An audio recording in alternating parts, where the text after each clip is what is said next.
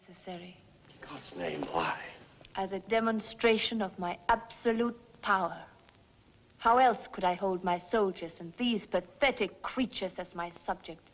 How else but by instilling fear and terror into their very souls? So 1965 She sits literally smack bang in the middle of Hammer Studios' 60s output.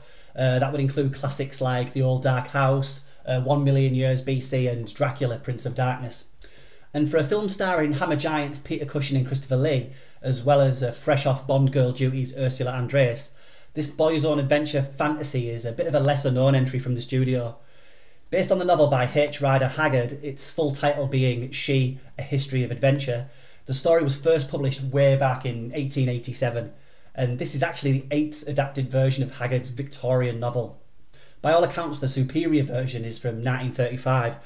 I've yet to see that one, but I'm quite sure it can't be as gloriously daft as this version. Let's take a look.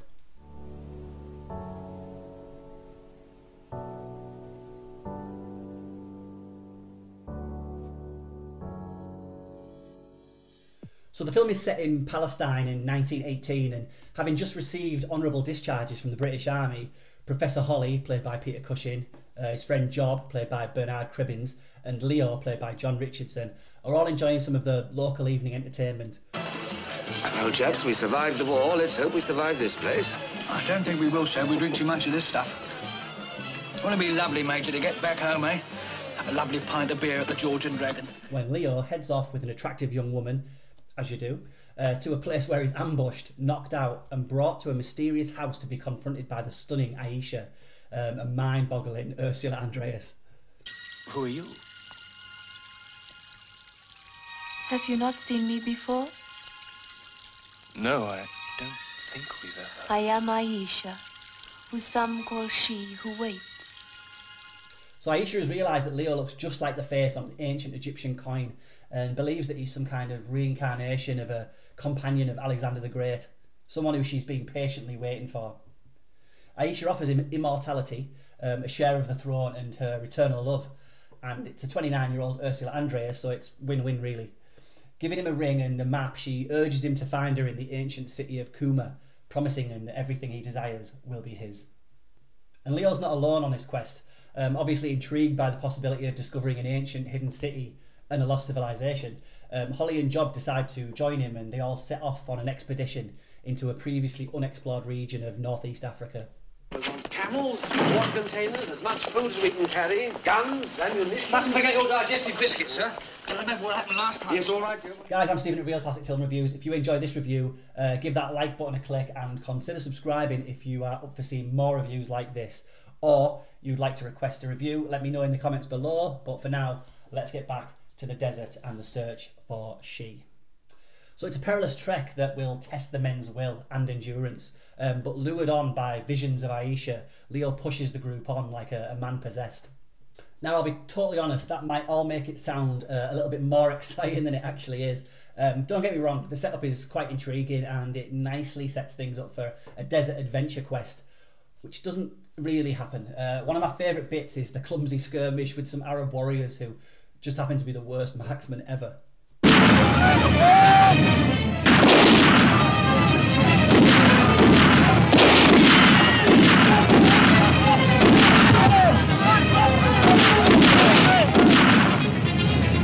The rest's just a tiny bit dull, in all honesty, and I did reach a point where I just wanted them to finally arrive at this lost city, and things do improve a bit when, after narrowly avoiding a human sacrifice, the group arrive at Kuma. Now, the cast are probably what makes the film for me. I'm a huge fan of Cushing and Lee, particularly Cushing, and usually enjoy pretty much anything I see him in. I'm also a fan of Bernard Cribbins playing the valet. He's kind of the comic relief of the film, and I enjoy his down-to-earth attitude and dry comments. Well, no aspersions, Major, but I don't think I could have my two gentlemen traipsing about the desert without a proper valet. Why, people would think you were downright common, sir. Here we are, sir. So Ursula Andress in the title role as She Who Must Be Obeyed obviously looks outrageous, something I'm sure back in 1965 was one of She's main selling points.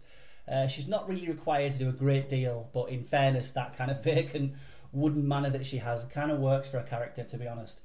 All of Ursula Andress's dialogue was dubbed for the film, incidentally by the same woman who dubbed her for Dr. No, Monica Vandersil. It's also a bit of a shame that neither she nor Richardson have any kind of actual screen chemistry. Both look kind of half disinterested in each other throughout the film. So at the time, she was given a budget that was a lot higher than many other Hammer productions, which was needed because there's some big ideas bouncing around in this film. It is a shame that the budget was still a little bit too low for them to give a fully convincing realisation of some of those ideas. There's actually a couple of scenes, I think, I let out a little chuckle over, one of which being a moment when Leo is shown the ruins of an ancient city. Actually one of the clumsiest matte painting shots I think I've ever seen. It's great stuff.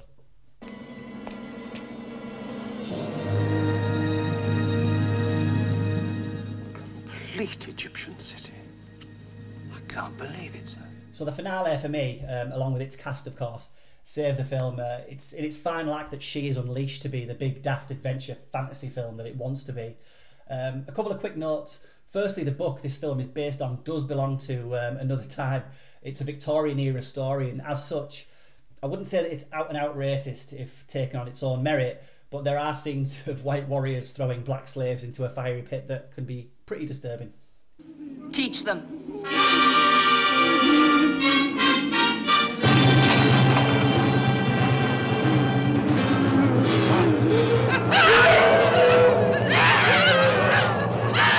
There's also a strange subplot about Ayesha's high priest that seems solely to exist in order to give an almost unrecognisable Christopher Lee a more prominent role in the film.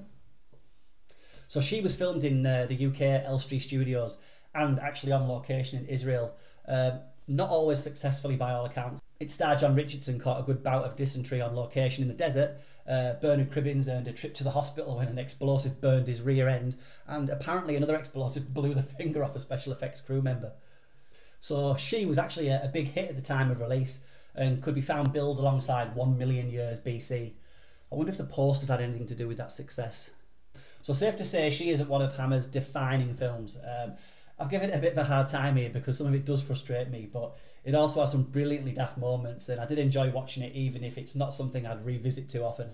The late great legends of Christopher Lee and Peter Cushing can almost do no wrong for me, and Ursula Andress looks fantastic, and there are some interesting themes of power, corruption, and the lengths people will go to for eternal life, but also the sacrifices, literally, that come with that.